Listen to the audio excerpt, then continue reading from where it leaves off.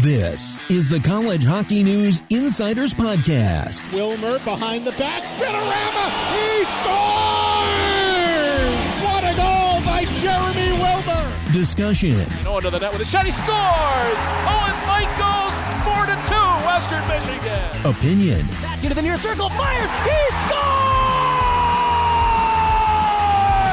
Hysteria here in Hockey Valley as Penn State upsets number 2 Minnesota. Special guests and your listener questions. The icing is waved and it's over! Western Michigan has won it.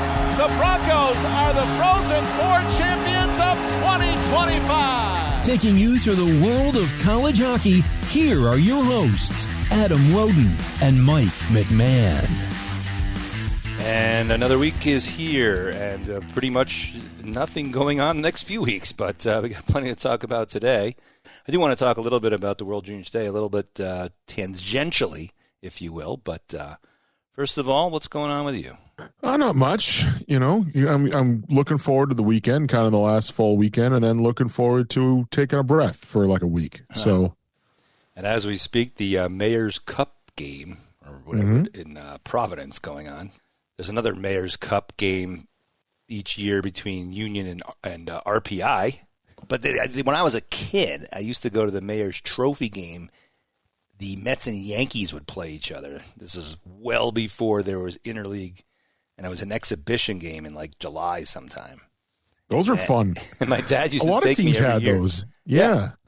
I mean, when the year that the Mets and the Red Sox played in the World Series in '86, they had an exhibition game in August of that year, just for charity, and so it wound up being a preview to the World Series that year. So they used to do a lot. They used to have the Hall of Fame game like in August or July. They don't do that anymore.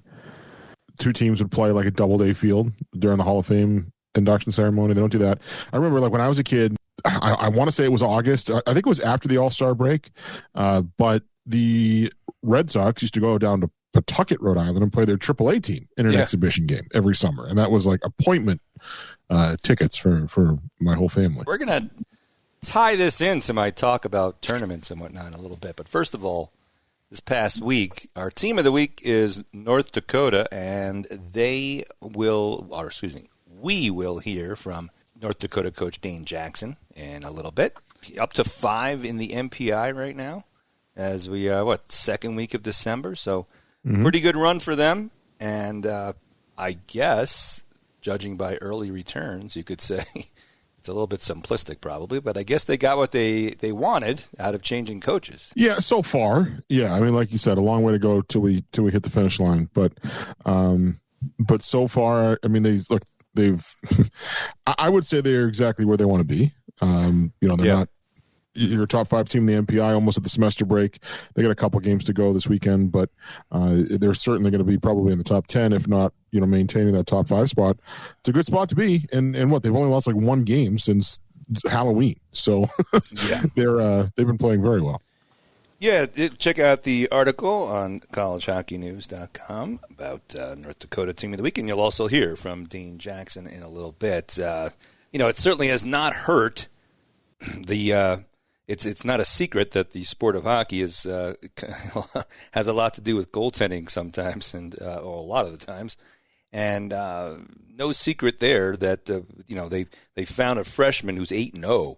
So they're 12-4 right now. Gibson Homer, who came from Arizona State, is 4-4. But Jan Spoonar started playing regularly. He's now started 4 games in a row, and he's been spectacular. .923 save percentage. A guy who had played major junior before, and has been around. I mean, so he's another example. Of somebody who would not have been able to play. Now, he had played 2 years in Portland, then he went to the USHL. He's from Czechia, but he's been in North America for 3 years now.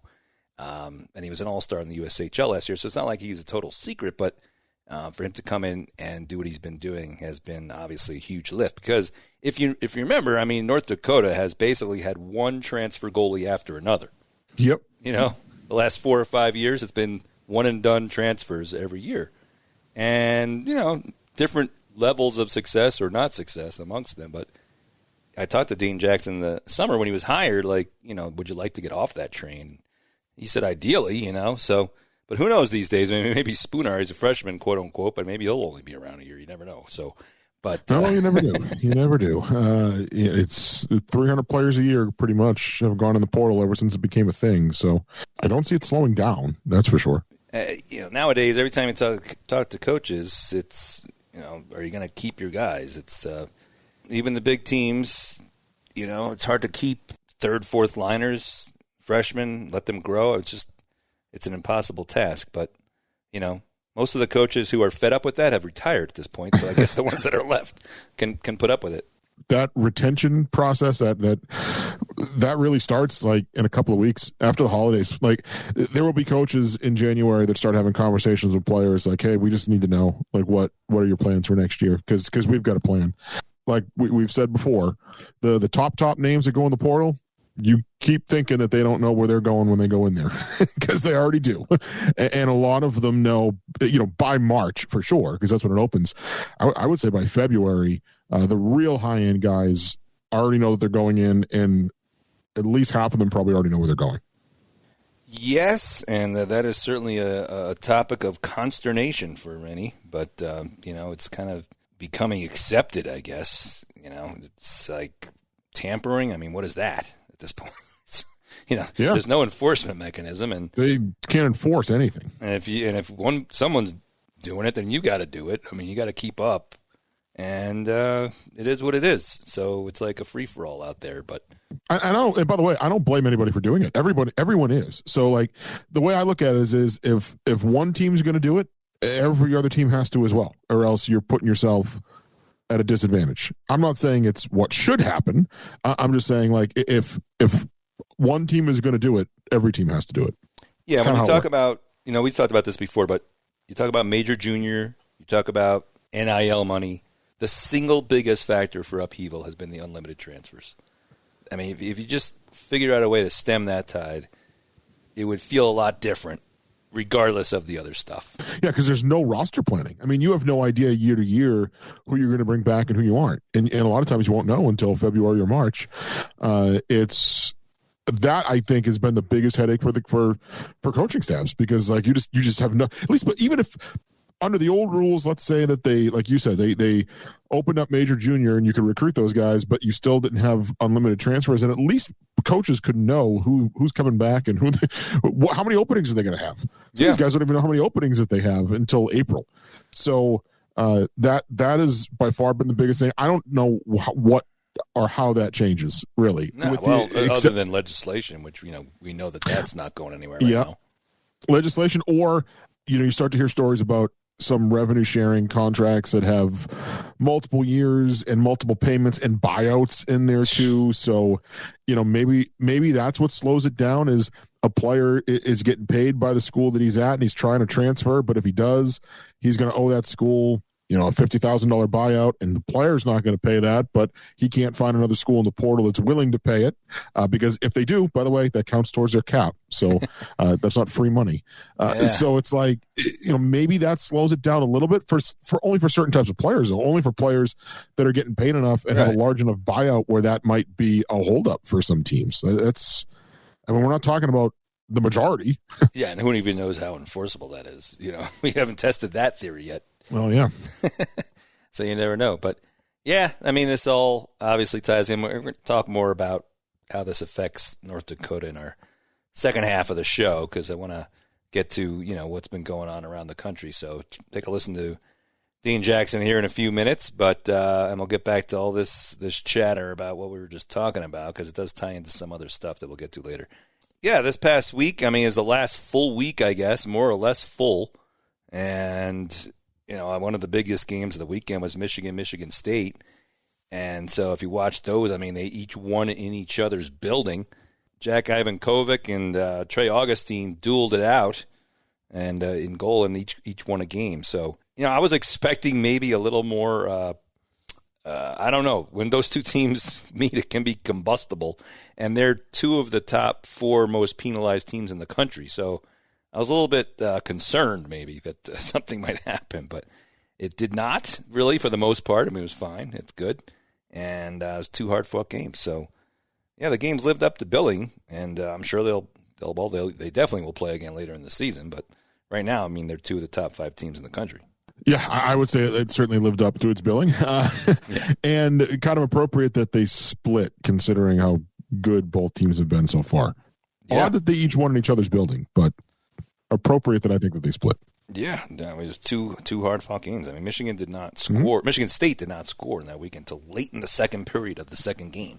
They tied it up and then took the lead in the third period, and there you go. And for 2 teams who can score goals, it was kind of low scoring. And so, I mean, and speaking of high scoring, though, Wisconsin put up 16 goals against Notre Dame this weekend. And remember last year we talked about how their scoring woes, and well, that's out the window at the moment.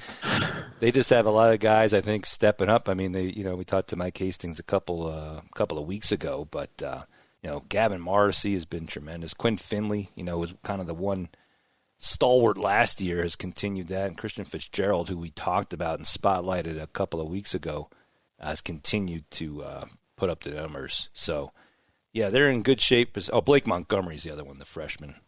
6'4", 4th-round pick with 8 goals in 16 games this year so far. So, yeah, I mean, Wisconsin is right there in the mix, and they're number 3 in the MPI. So it's funny because this past weekend the Dartmouth won 2 more games, so they're 10-0. Mm-hmm. But Friday they dropped out of number 1 in the MPI. Michigan actually passed them. And, because of basically the strength of schedule and bonus points, from another big win against Michigan State. But the Saturday loss dropped them back to 2, and Dartmouth has stayed at 1. So, Dartmouth kind of took care of business, if you will. Yale and Brown, I mean, the games were not even close. So it's still hard to get a complete read on Dartmouth. Dartmouth still has Army this weekend and New Hampshire. And New Hampshire just swept Maine in Oro for the first time since 2008. So I don't know. I mean, is that New Hampshire, turning a corner, or Maine is just, they've been in free fall? It's been goaltending. I know. It's kind of like, honestly, going into the year, the 3 goalies that I would have said were the top 3 goalies in the league, Mikhail Yegorov, Albin Boya, and Michael Rabel, have all kind of struggled at times. No, definitely not kind of. Yegorov is coming along. I think he's been better recently. Rabel's been hurt, so I don't even know how much of that is. He's trying to battle through some injuries, and maybe he hasn't been 100%. Yeah, I don't but he know. Certainly, numbers wise, hasn't been what he was last year, and obviously neither is Boya. I mean, those 3 guys I would have said coming into the year were the clear-cut top 3 goalies in the league. Yeah, Albin Boya is the most mysterious one, I think. That just kind of fell off a map. I mean, he hasn't been hurt as far as we know. UMass played a Saturday-Sunday series, and they lost in overtime. And Rabel started on Friday, allowed 3 goals on 27 shots, so not terrible. Lost in overtime. But then Jackson Irving, who had been playing well in his absence, shut out Northeastern on Sunday. So they might continue along with that for a while. That was a 37-save shutout, by the way. Yeah. The goaltending intrigue around the country this year is pretty high. Yeah, it's kind of, I mean, Irving's plus 7.5 goal saves above expected, and Rabel's minus 3.5. I mean, yeah, that tells a lot of the story. That's for sure. Yeah.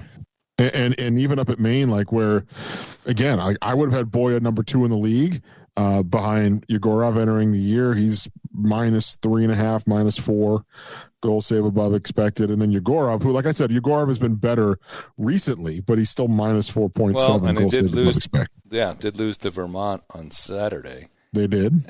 Allowing 3 goals on 20 shots, so not great there. And by the way, I want to give a shout-out to Harvard coach Ted Donato, who surpassed the legendary, and that's like in big, bold letters legendary, Bill Cleary as the all-time winningest coach at Harvard. Now, Bill Cleary coached fewer games and went to 6 Frozen Fours, so not to take anything away from Teddy, but just saying.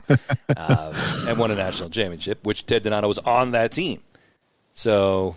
Bill Cleary in his 90s now, still sharp as a tack, absolute legend. I mean, played for Harvard. Did you see the photo of all the coaches that were at Matthews Arena yesterday? Was he there? He was there. Oh, wow. Wow, that's tremendous. Yeah. I talked to our good friend Bernie Corbett earlier today, and Bernie said he caught up with Bill Cleary yesterday. So very nice. I need to do that myself. I would love to have him on this podcast. That would be an absolute hoot. But I keep saying that. It's he's in his 90s. I better stop putting it off. But he is tremendous. He was a member of the 1960 Olympic team, became a referee for a while before taking the job as Harvard's coach. So how do you like that? And then I always tell this story. I probably told it on here, but it's probably been a while. But I'll never forget his last game as a head coach. Now, they won the 89 national championship. And then the next year, they lost a lot of players. They tailed off a little bit.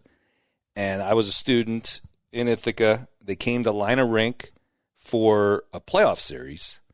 And Cornell beat them. Now, Cornell hadn't beaten Harvard in forever at that point. So that was a huge deal on many levels for Cornell. And that whole, Cleary knew it was his last, could be his last games. And he was, the source of, if you know the Lina Rink crowd, the source of much vitriol over the years. But he was having a blast with them. He was hanging out with the band before the game. He was playing it up on the ice. When I remember him walking off, and he was saluting everybody, and they were giving him a nice hand, and it was just kind of wild scene that in 1990. So that's those guys are treasures, that's for sure. That's 35 years ago. Wow, holy smokes! So yeah, but congrats to Ted Donato for passing him there, and Harvard has had a pretty good start to the season. So. Moving on to back out west there, the NCHC. I got to see Miami play at Denver this weekend, and we will have Anthony Noreen, Miami's coach, on the show here soon. Not this week, but probably next week. And, I give Miami credit. I mean, Friday was tough. They lost 4-0. They didn't play great. They had been coming back from Northern Ireland. I mean, not to make too many excuses for them. But the next night was definitely better. I mean, they lost 5-2. It was really a 4-2 game. It was tied for a while. The shots were 31-25 Denver, so it wasn't crazy.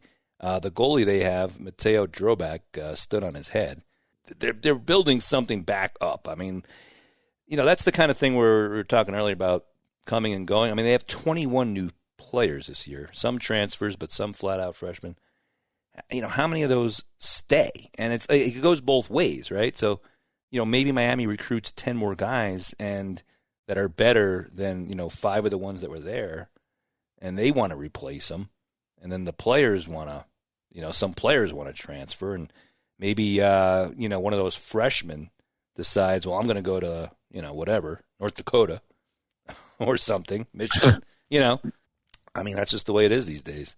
So it'll be interesting to see if they can continue to build it, because they certainly have, that coaching staff has done a good job of finding some players, and not only finding them, but convincing them to go there. It's a great school and whatnot, but they've been down for so long. You got to sell them on being part of their rejuvenation. So they've got a long ways to go, and they know that. But so that was their first really big measuring stick against the top, 10 type of team. Because they have guys like Ilya Morozov, who's a 6'3" Russian freshman who's got 7 goals in 16 games. Mateo Jampa, who transferred from Canisius, has been tremendous. Kosha Delic, another freshman who's been really solid. So, yeah, they've got pieces, but they're going to bring in more, and then who do you keep? That's the freaking biggest question right now. Oh, yeah. Well, and some of that calculation might be, as we talked about earlier, that maybe they're not calculating on all of them staying, right? You almost have to plan to lose guys. Yeah. It's crazy to think, but you almost got to plan on it, because the likelihood is it's going to happen. And if you don't, that's a good problem to have. Maybe you got to push a recruit. Maybe you lose that recruit because you got to push somebody off a year or something. But you're playing a dangerous game doing that, though, too, right? Because you don't want to screw guys who you've promised to come. It's it's weird. Yeah.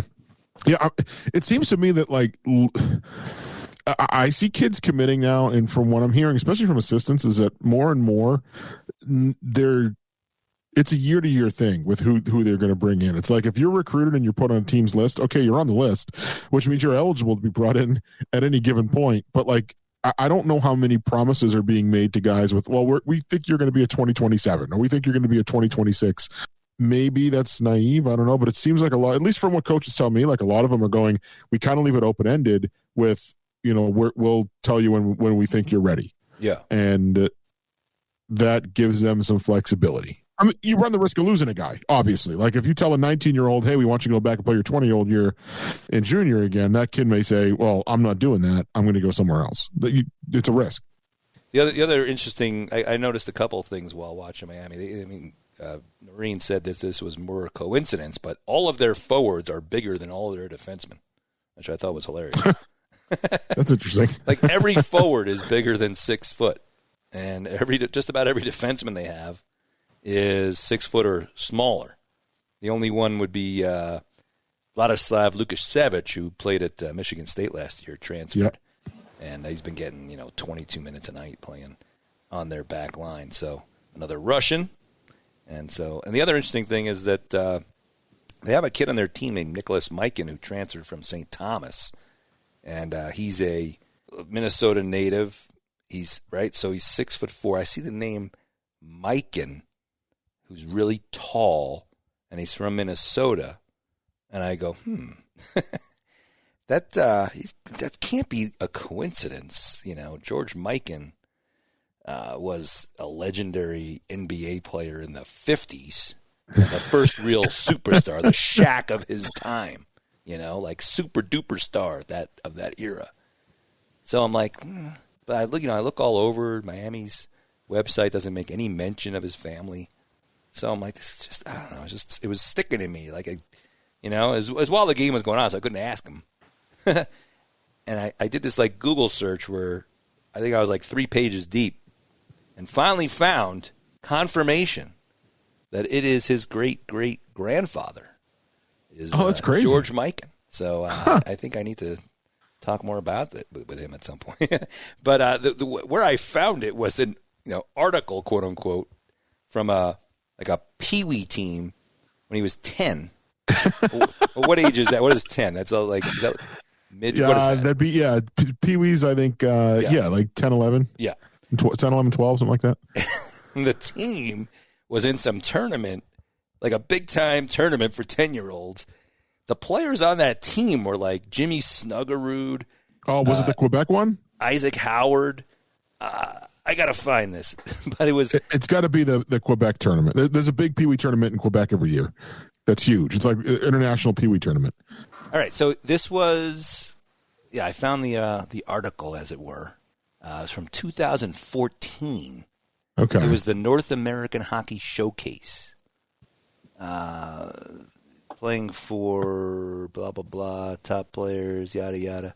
So it was they were trying out for the maybe they were trying out for that tournament that you mentioned. It was Team Great Plains.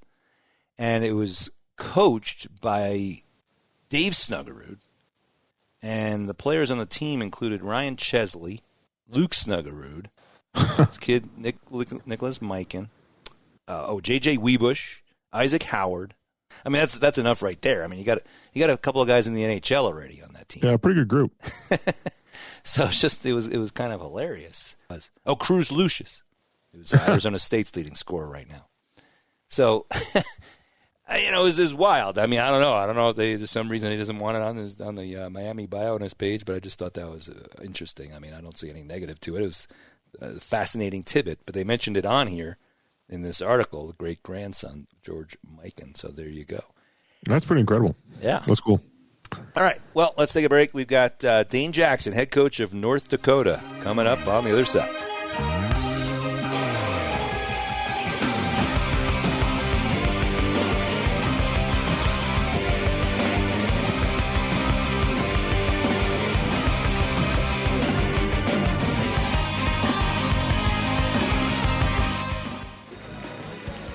Class, today we're talking men's ice hockey. Open your textbooks. Join thousands of other screaming fans for an in-person experience you have to see to believe. It's the NCAA Men's Frozen Four, April 9th and 11th in Las Vegas. Attendance is encouraged. Passion is mandatory. Buy your seats today at ncaa.com/mfrozen4. How many teams are in the men's Frozen Four? Please leave. Well, figure we get to you guys eventually. Up to a pretty good start. I'm not sure this was your best weekend, but it was a pretty good one. So, that's probably a good way to say it. Yeah. But, so just to jump in, first with just the past weekend here. Saturday was more, they outshot you pretty good. Friday was a bit more even. So, how did you look at the weekend as a whole? Yeah, well, Saturday, we kind of got, I think, just the way the penalties kind of fell. I think we had 2 minutes of power play, and they had about 13. So I think that skewed it a little bit. I thought 5-on-5 again was a pretty close game. It was a close game on Friday. So, I think it's the kind of the positives that we took away from it was that we, when you're on the road and you bend but you don't break, and I thought the guys showed some good resilience on Saturday when we got into that adversity with the penalty troubles and losing Verhoff and stuff. So, just did a good job of just kind of staying with it, staying kind of emotionally grounded and just kind of continuing to just fight and battle and just play the right way in a hard game. So sometimes those are the ones that you feel good about when your team doesn't, does the small good little things and you don't shoot yourself in the foot. And when a lot of times you come out of those games, you go, oh God, we could have won that one if we would have just stayed with it, Right. I don't know if you say Friday's game was low event hockey. You had, the teams didn't have a lot of shots, but you had some really good chances. So yeah, we had some good looks. We kind of thought we did a decent job of getting to the inside of the ice on the offensive zone cycle. I don't think we had a ton of great kind of rush chances, but we thought we did a pretty good job of kind of, in that big rink. One thing we talked about is not being satisfied to kind of play on the outside. So we were really working to kind of get good looks from the inside, and we had some decent, net drives and quick strike kind of attack plays, which I thought had some dangerous looks. Yeah. David Klee is a freshman who's a big guy. Obviously, it sometimes takes him a little while. He got his first goal. What's his progress been like so far this year? Yeah, David's done a good job. He's kind of done a good job in his role, where he's been, pretty strong in the face-off dot, and he's, been responsible and kind of reliable, and just kind of talked about just kind of earning his ice and kind of trying to grow his role. And so our fourth line's actually been strong for us and had a lot of good chances. Kind of analytically, they look like they should be kind of rewarded more than they have been. But it was nice to see those guys, get some goals and finish plays when they've actually created quite a bit throughout the year. Yeah. And of course, the names who have been scoring a lot. They also chipped in that day. Dylan James, Will Zellers. He's been a freshman who's obviously stepped in pretty quickly. Has anything surprised you about him as how fast he's come along? Well, we always knew Will had that kind of gift and knack to score. I guess a couple things that's been really impressive for me with Will is he takes pucks to the net. He gets to the inside. I would watch him score from distance because he's got a really good one-timer and a good shot, but he consistently takes pucks to the paint, drives them there, finishes there. So you kind of see why he consistently scores because he has the ability to score from distance, but he gets to the hard areas with a regular basis. The second thing about Will that I've been really impressed about is, we saw he had some holes in his game, but we've kind of challenged him on that, and I've been really impressed with his, I think, willingness and just effort level defensively to block shots, to take hits, to make plays, to manage the puck well. He showed a real kind of maturity at our level to put a lot of importance of playing kind of a 200-foot game and not just trying to score, not cheat for offense and poke and hope at pucks and stuff like that. He's had a nice kind of blend of anticipating smartly to try to score, but also taking pride and kind of playing the right way. You've mentioned a couple times about driving to the net and whatnot. Do you feel like that's been a difference from last year, just getting more of that kind of thing? Yeah, I guess I just see it so consistently with him, and I guess, not just him, but the whole team. You mentioned a couple times. Yeah, it's something we've talked a lot about really trying to play on the inside for sure. Like about as far as we have a good skating team. Our team skates well, so to consistently kind of challenge defensemen to get it to the inside and have those quick strike attacks is definitely something that we've kind of looked at about not settling to take outside shots. Sometimes you get 40 shots, but if a lot of them are from outside the dots, they're not very dangerous, So it's definitely something that as a team we've focused on and talked a lot about. Now, on Saturday's game, you come out. I mean, usually the home team's mad. They come out hot early, and you have to. But you guys jumped out on them, and then kind of, I guess, faded back a little bit as they came on after that. So that was an interesting dynamic there. Yeah, and that's a good point, Adam. You kind of see that when one team loses the night before, so we kind of spoke about that. I think we've had a tendency to do that a little bit. It is kind of human nature, but we've had a tendency to not be quite as good after we win. So we really adjusted a lot as a group, and I really liked our start. I thought we had a real strong first period. And then I think, I just kind of feel the penalty trouble we got into, kind of in the second and third, kind of dictated a little bit of some of the flow going the other way. And then, of course, your guy, everyone knows about Jake Libanavich steps up and on the back end of an odd man rush. But obviously, I mean, can you say enough about him? I mean, he plays like 24 minutes a night. He's been doing it for a couple of years. It's,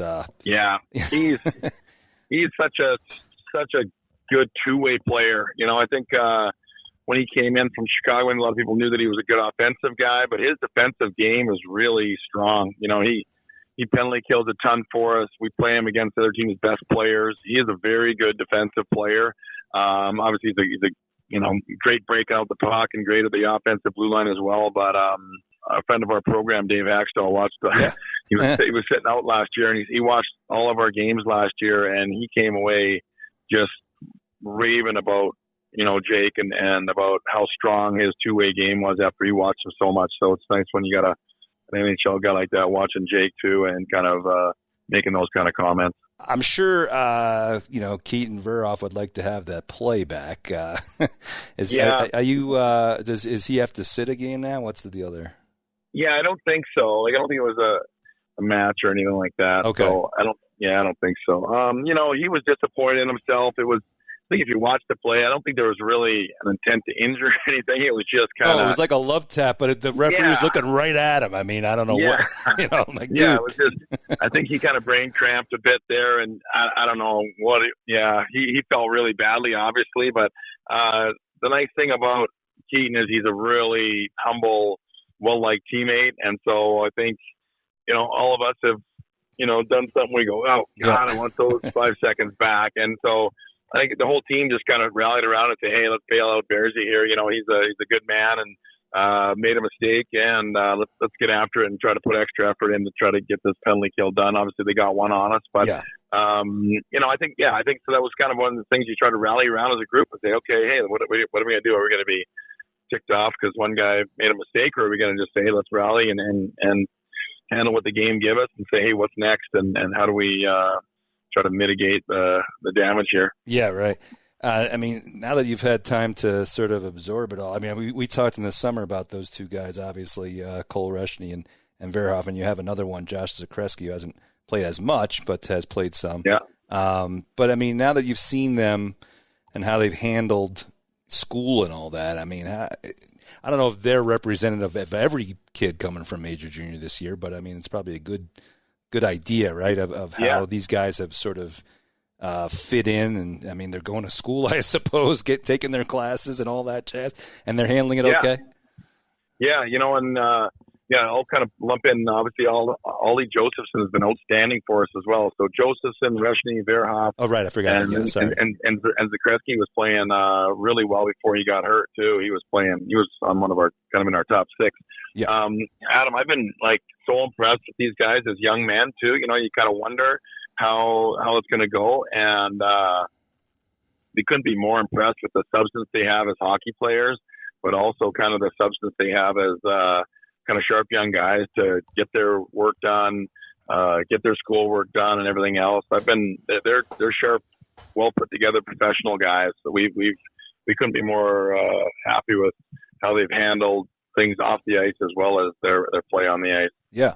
Because, I mean, like I said, it's off the ice with the school and all that. That's one thing. Then on the ice, it's been, I mean, some guys I mean, look, I'm not expecting you to comment on this, but I mean, Gavin McKenna is supposed to be, obviously the best of the best, but he's had his struggles in games just because it is bigger and stronger and all that. So, and it's guarding against the frustration of that, I guess, for guys who maybe might be expecting to score like 30 goals, like it was easy for them. So yeah, good point. I know even Cole Reshney, like Cole's done well now, but there was a stretch there where he didn't have a ton of points. I think he had about 4 after, I don't know what it was, right, 6 games or something. But he played well. He's got a real mature two-way game. He penalty kills for us. He plays. He takes big D zone draws. So we were happy with him. But I know there was at moments where he was kind of probably a little disappointed with his offensive production. But I think just give the guys credit that they just kept kind of battling and playing, and the points came when they played the right way. So yeah, it's an adjustment. A lot of young guys, they value themselves on how many points they get, where I think as you get further up in hockey and coaching and guys watching the higher levels, they understand that if you're playing hockey the right way, you usually get rewarded at the end for kind of driving possession and taking care of pucks and doing the right thing. Yeah. Now that you've had a chance again to just sort of see all this kind of maybe play out, it's probably not done. I mean, I'm sure there's changes still coming around, but how is this all going to settle down in terms of how, those guys kind of, the floodgates opened and, they came out of maybe nowhere late to join you, but now it's just part of your recruiting process, I guess, right? To just, is the Western League and everything just another league you got to go see? Is that how it's working?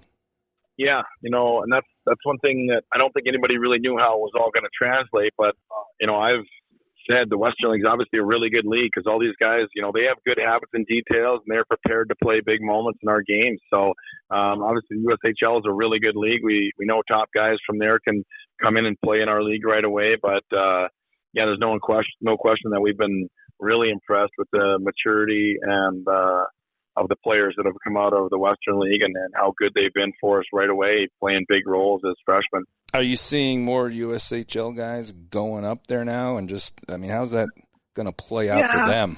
I don't know. There's some guys obviously that chose to go up there, but we think the USHL is a really good league too. I think we know if a kid's a real strong player in the Western League or the USHL, we would never say, oh, you should go here, you should go there. Like, we just kind of think that both leagues are excellent and they're preparing guys to come in and play for us. Yeah. I mean, I don't know. Is recruiting does it feel like the Wild West these days, or is it because it just not NIL but NLI, the letter of intent. I mean, that's sort of like irrelevant these days, and I mean the gentleman's agreement is long gone. So do you almost just have to be cutthroat? I mean, you don't want to be shady or anything, but I just wonder what it's like out there for you guys right now. Yeah, I think there's more of a realization that, everybody knows there's such fine margins and you gotta be extremely competitive and you can't make any soft decisions, that's for sure, because, if you just take a few players that aren't at the level, it's going to cost you. So, I think, I don't know what the right word is, Adam, but it's definitely, you have to make, tough decisions and, guys gotta, I think a lot of the players and agents kind of understand now too that, there's no sense if you can't play at the level of that team or that league, you're probably going to end up just transferring out later on anyway. So you're probably kind of better off to have real honest, succinct discussions with guys beforehand and, making sure that you're getting guys that can come in and play. Everybody wants to play. So that's the biggest thing is that you're kind of honest with guys the way you see them fitting in your lineup. Does a commitment even mean anything? I mean, I'm not trying to say that like in a nasty way or anything, but does it even, what does a commitment even mean anymore? I'm just curious what you guys face out there these days. Yeah, well, definitely, you try to, your word is important in recruiting. So, you definitely try to, we try to be judicious in the amount of kids that we commit. We don't have a real long list. We know that it's hard for kids to make it to play in the NCHC these days, and but even the other way too, like kids saying they're. I mean, then some other school comes along. Like I don't even know. Like is it nasty between teams these days? It seems like such a. I don't know. Like we kind of lost guys. A couple guys left our program to go play elsewhere. Sure. And end of the day, I just kind of go. I'm not mad at anybody. Whatever. If a kid doesn't want to play at North Dakota, that's okay. We want to find guys that play to our identity and want to play at UND. There's lots of kids that do. And if it's too tough for you, or if you didn't like the fit or whatever, I don't know. At the end of the day, I'm not mad because the kid went and played at BU or something else. I'm just, hey, it is what it is, and we'll find the next guy that wants to play at UND and is a good fit for our program. So I think more and more people, I don't think they're mad at other coaches if a guy transfers somewhere else. I just kind of that back to life. Guys have the ability to choose, and that's how it is these days. Yeah, no, I was just curious. I'm trying to get a handle on it myself, just what it must be like now. I'm outside of it a little bit, obviously, but I've followed it for a long time. So just so much has changed. I don't know what to make of it anymore. But before I let you go, also in the summer we talked about the goaltending, and I had mentioned to you how in recent years North Dakota's had like a series of transfers that were sort of just there a year, and it would be nice to try to find someone. And you had another transfer this year, Gibson Homer, who was, the starter at first. But, obviously Jan Spoonar has run with it. So, maybe that's the answer to your prayers, the guy you could run with for 4 years. Well, it's probably not going to be 4 years, but you know what I mean. Yeah.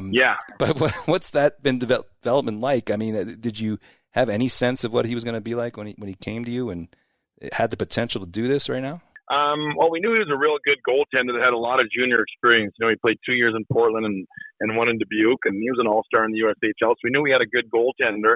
I'm not sure anybody would have predicted it at the start that he's had. He's been outstanding. So we knew he was really good.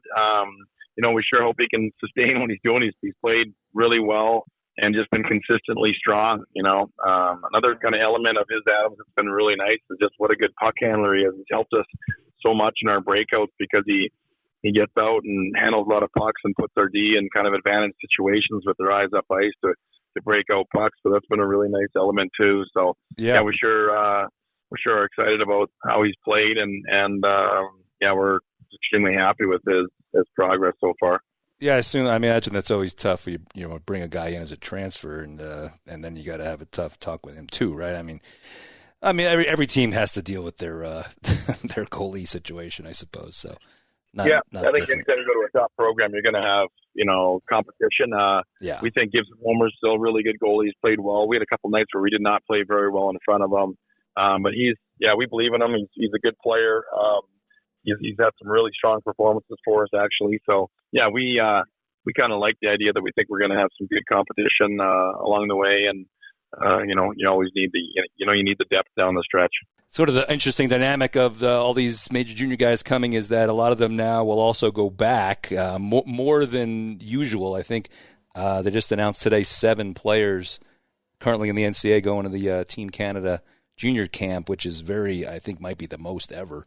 And you guys have 2 of them, obviously. So what does that mean? Are they going to be out for this weekend then? Is that Yep. Unfortunately, they got we're happy for them, but they're. I think the USA guys are kind of getting taken from us after the weekend, but the Canadian guys are getting taken on the front end of it. So, it is what it is. We always kind of think you get a better player back when our guys have gone to the World Juniors. They have great experiences, and they come back kind of with a high level hockey under their belt, and we get a better player down the stretch. So we're happy for them to be able to represent their country and have a great experience and be ready for the second half. No, it's just funny now because a lot of teams have tailored their schedules knowing that they might lose some players of the World Juniors, but they didn't do it thinking they were losing to Canada, who takes them a lot earlier, right? So, you can't take a whole 6 weeks off or so, So, it's interesting now. But, well, good luck. Yeah, thanks, Adam. I appreciate your coverage of our team.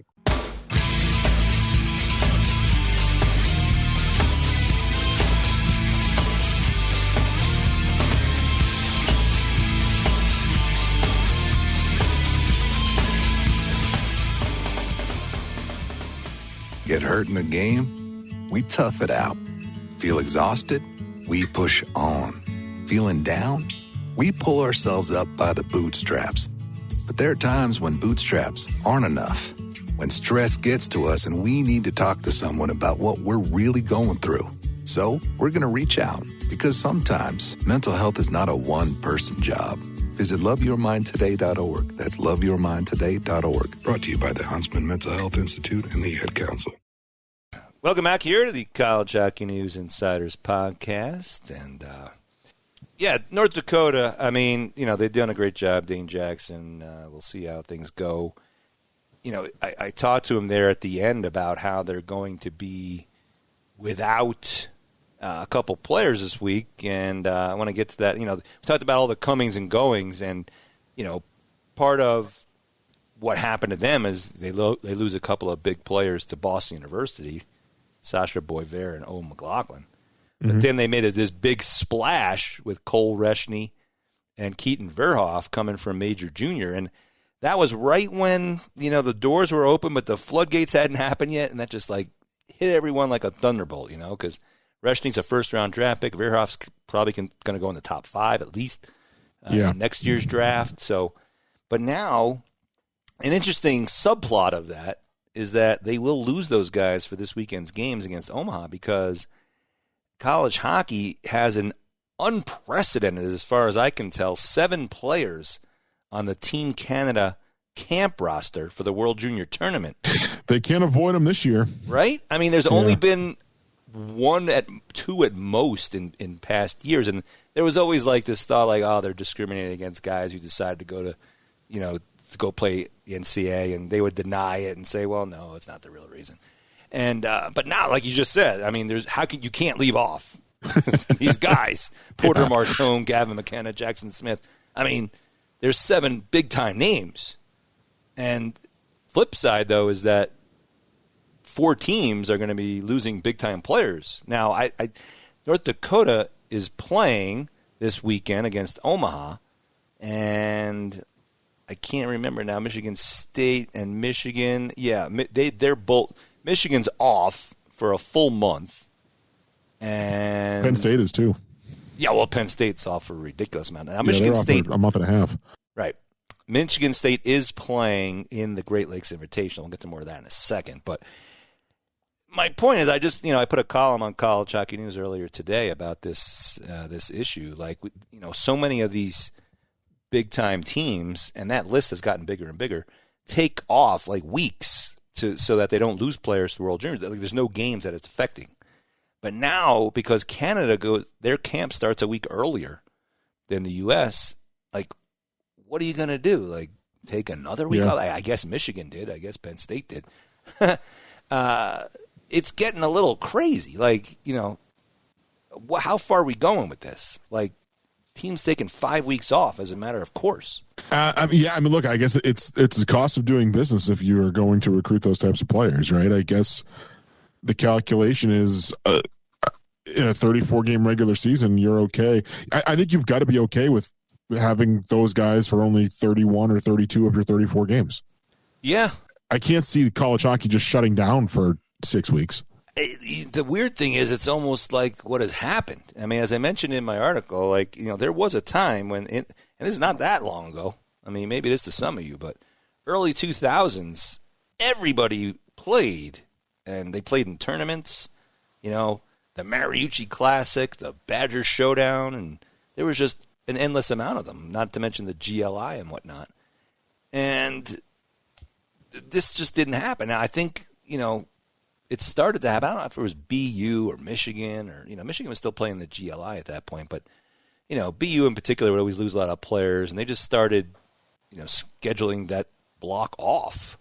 And but now that block has gotten bigger and bigger. And as I said, this is only a handful of teams it's affecting, right? There's only, 4 teams here. And with the Team USA, I mean, it's a little bit more than that these days. It used to be just kind of 2 or 3 teams that had so many guys, but all the other teams need someone to play. Right? Yeah, that's true. If 10 teams are taking themselves out of the equation, I think some of the other schools have just been like, well, this is dumb, So they're doing it too, even if they're not losing guys to World Junior. The next thing you know, there's no college hockey for 4 weeks. I mean, is this what we want? No, but I think it's going to. What I'm guessing is that some teams are just going to choose to do it this way, right? And they are. Yeah, that's what they're doing now. I think more may continue. I mean, it's the same thing with the U.S. Collegiate Selects that are going over to the Spengler Cup. I know that there's teams that have told the committee selecting those players that we're not letting our players go. We're losing too many guys to the World Juniors as it is. We're not letting our guys go. So it's going to be a challenge, I think. But most of those teams that are losing players to the World Juniors aren't playing anyway. That's true. But I think you're going to see a bunch of teams that recruit those types of players probably take those days off or those weeks off, and then maybe the teams that are not typically losing players to the World Juniors just aren't going to care, and they're going to continue to play. I mean, that's kind of the way it is now. I just don't know. I can't imagine it's going to change, especially as schools have so much control over their own schedules. I mean, they roped Boston College into the Milwaukee tournament this year. That's kind of, for them, that's unusual that they're participating in something because they've been one of those teams who's taken time off. So, I'm sure they didn't want to lose more players to the Spengler Cup. So there you go. But, I don't know. I feel like this isn't a good trend. I mean, and all the other trends that we haven't liked in college sports and college hockey is a freight train that we can't stop. But this feels like something we might be able to fix. I don't know. I don't know. Like I miss the days of just a lot of games going on during the holiday time. Oh, so do I. Yeah. And I mean, do we maybe give them a NPI holiday? I don't know how you factor this, because I actually, as I said in my piece, I blame the pairwise for this because, and now it's been replaced by the NPI, but it's the same concept. Back in the 90s, the pairwise first started being used to pick the NCAA field in early to mid 90s, and most coaches at that point had no clue what the hell was going on. I mean, unless they were on the committee, they didn't understand it at all. Yeah. Now, as it went on, and knuckleheads like me kept writing about it a lot, and coaches started realizing they had to pay attention to it, they started to realize that every game mattered, because before then, it was of course the committee will take into account that we were without our best players in the middle of the season, and they'll give us a break. Well, no, because it was pretty hard and fast at that point. And remember, back in the early 80s, I mean, it was if you went to your conference semifinals, postseason tournament, you made it to the NCAA tournament. So, it wasn't as relevant. But once the coaches started getting wise to this, that's when you started seeing them be like, well, we can't afford to lose games in December where we're missing 5 guys. And so they stopped scheduling them.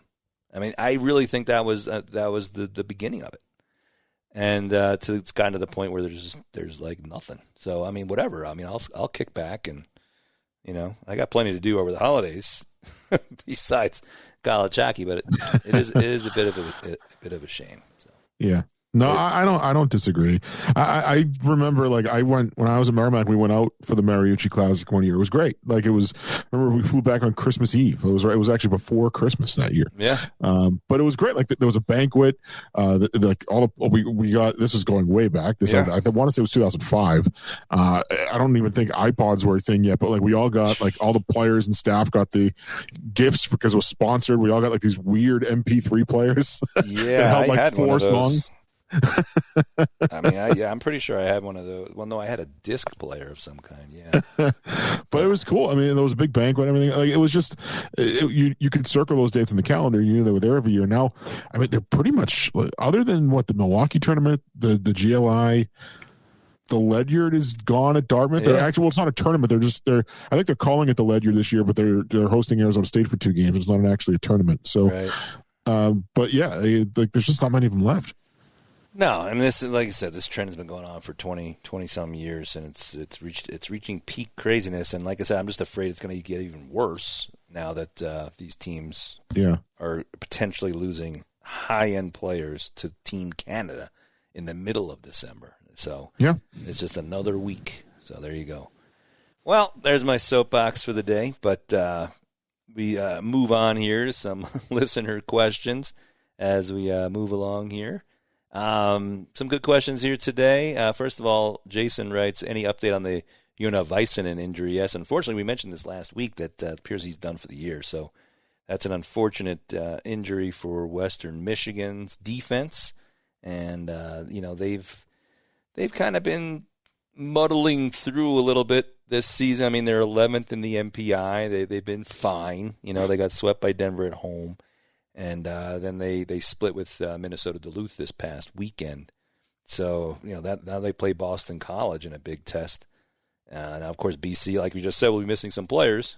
Teddy Stiga, James Higgins, right? I'm not sure if there's anybody else I'm forgetting there.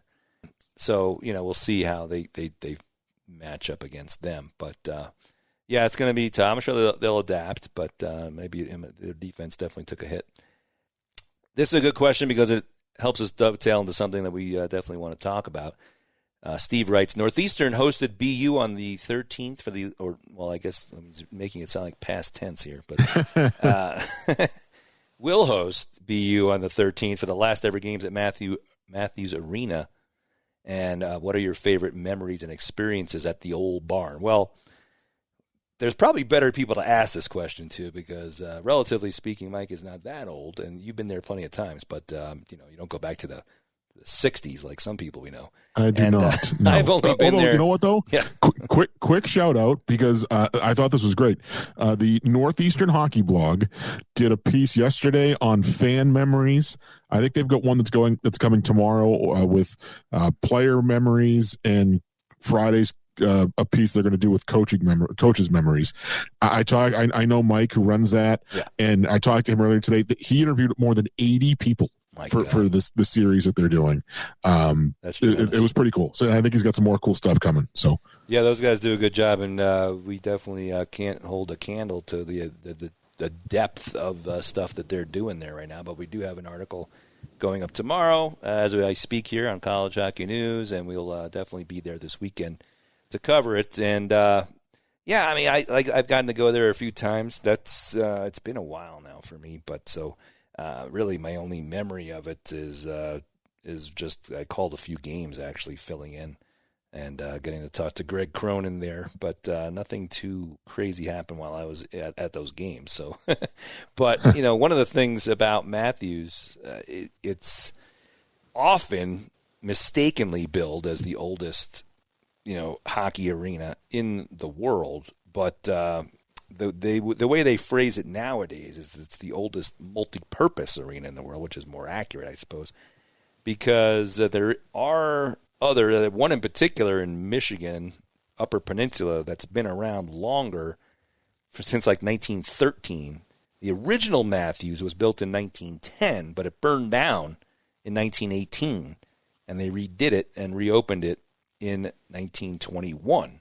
So that's something that often gets overlooked, and people have tried to fudge that a little. But that doesn't take away from the fact that Matthews Arena was, formerly known as Boston Arena, basically hosted everything back before there was the Boston Garden, and even after that, boxing, big-time concerts. The Boston Celtics played there in the early days of the NBA. So it's seen it has seen a lot in its days.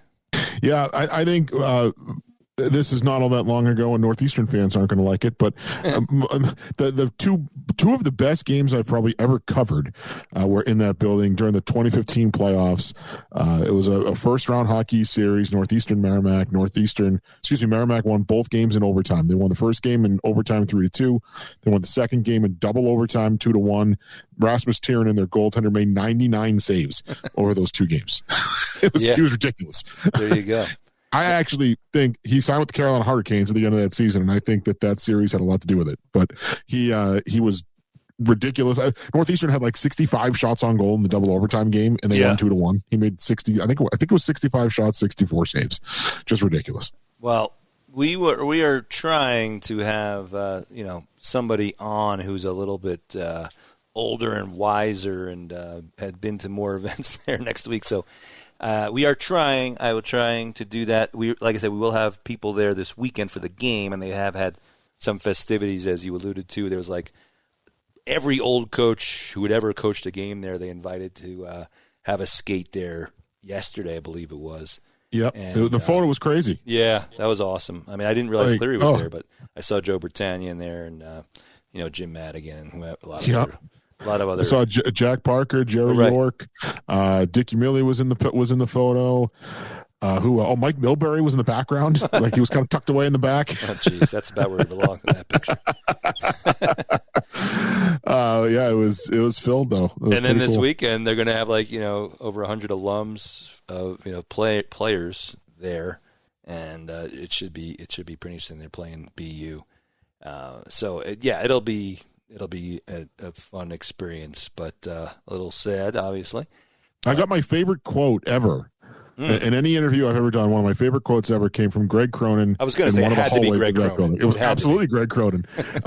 The early days of Mark Dennehy's run at Merrimack, they struggled. They couldn't produce much offense at all. And they used to just do this thing where they would just hang a guy at the red line. They would just stretch the ice and hang a guy at the red line. And everybody would always hang a guy back with that stretch guy. Everybody was.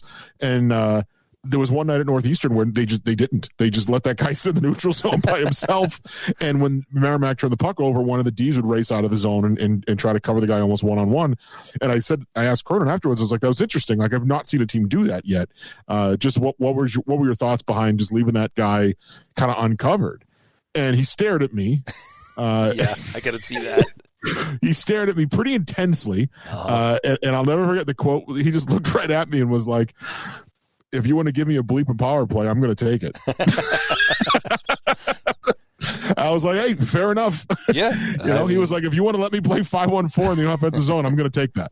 Okay. He's not wrong. I mean, it's definitely a good philosophy. But my earliest memory of Greg Cronin actually goes back to the 90s when I was traveling up to Orono I don't know if it was the first time or second time, but Sean Walsh, the legendary Maine coach, was on suspension at that point. And Cronin was the interim head coach.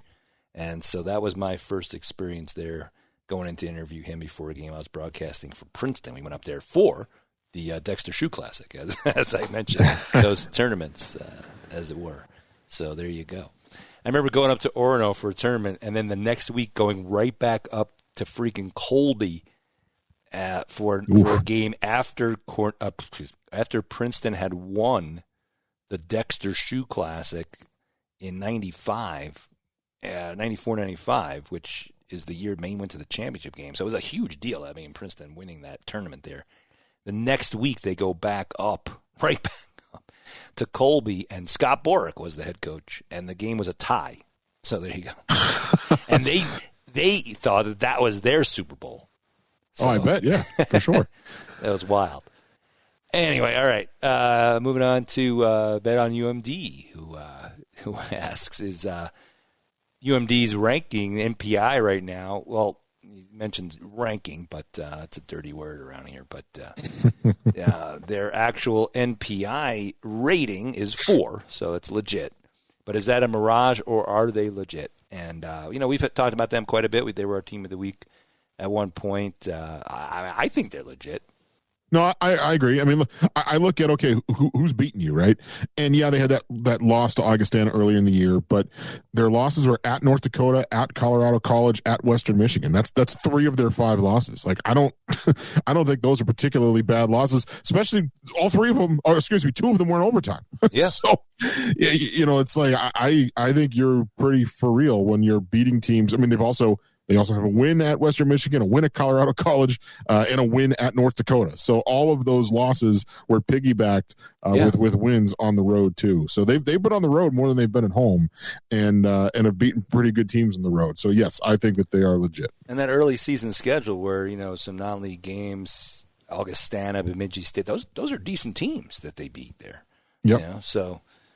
Ryan asks, who are our mid-season top 10 Hobie candidates? Well, I'm going to go to the Hobie tracker on our website, which, I may deviate from this when I answer this question, but I mean, it is a good guideline. We're still honing our formula there. It's based off of our chip rating, which takes into account a lot of different things. We're still trying to hone it after a year and a half of being in beta testing, basically, but it is on the website under the Hobie Tracker link at the top, and it gives a pretty good guide. We have Max and Zam Plant as 1 and 2 right now, and it's hard to argue with that. Cole Hudson is third. Mm-hmm. I make a case for Eric Polkamp, who's sixth in our chip right now. He was 12 goals as a defenseman in 17 games is pretty impressive. I mean, honestly, Boston Buckberger, his defense partner, is 20th in that. And I mean, between the two of them, they have 17 goals as defensemen. I mean, a lot of their offense is driven by the defensemen there. Yeah. Looking at this, I'm surprised that Will Horkoff is 13th and not higher. I know. Well, that's why I say you got to maybe tweak it a little bit. Now I'd have to dig into the numbers to see why he's a little bit lower than you would think when he's leading the nation in 19. Now they have played the most games for what that's worth. That's true. I mean, they have played 20 games and 9 assists. So I mean, there's probably other factors to that. But yeah, I'd probably bump him in. I don't know what his average ice time was though, but his ice time was lower at the beginning of the year. It's increased in the second half of the first half, if that makes sense. But he was playing 13 minutes a night at the beginning of the year, and now he's playing 17 or 18.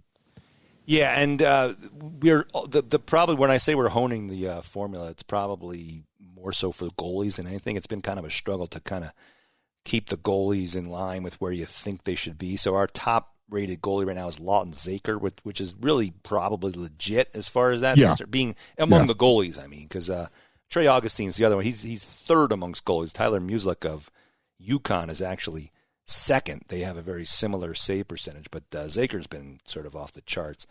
And so, I mean, as far as goalies are concerned, Zaker, Augustine are prime candidates to be in that top 10. But I think you got a pretty good idea right now of what that should be. So I'm going to say that check out our Hobie Tracker chart and give us a click, and it's pretty good. Where am I? At least where I'm thinking. This is my last year of my 3 years on the Hobie committee, so I will have some say in this matter. My second 3-year term in my illustrious career, so I'll pass the torch to somebody else next year. All right, well, we have, as usual, talked enough, and lots to talk about. But next week, we'll try to, without as many games going on, we're going to try to have some more guests involved, so stay tuned for exactly who that is. I know Anthony Noreen of Miami will be one of them, but we'll see who else we can round up. So until then, so long. Thanks for tuning in to this week's edition of the College Hockey News Insiders Podcast. To submit your listener questions, please send them to @CHN News on X. And for the best college hockey content around, including features, the CHN Team of the Week, stats, rankings, and so much more, visit us at collegehockeynews.com. Until next time, we hope you enjoy all of this week's great on-ice action, and we'll be back to break it down on our next edition. For Adam Woden and Mike McMahon, this has been the College Hockey News Insiders Podcast.